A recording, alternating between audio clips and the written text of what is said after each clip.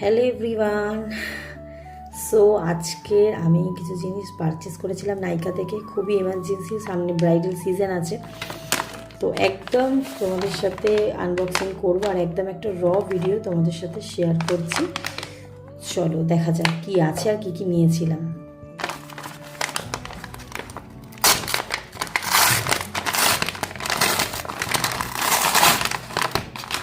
কোনো জিনিস আমি অর্ডার করলে একদম ওয়েট করতে পারি না যে কতক্ষণের মধ্যে এটা আসবে। এটা বিল, তো চলো একটা করে দেখাচ্ছি। হ্যাঁ, এটা হচ্ছে কার্টনটা অর্ডার করেছিলাম।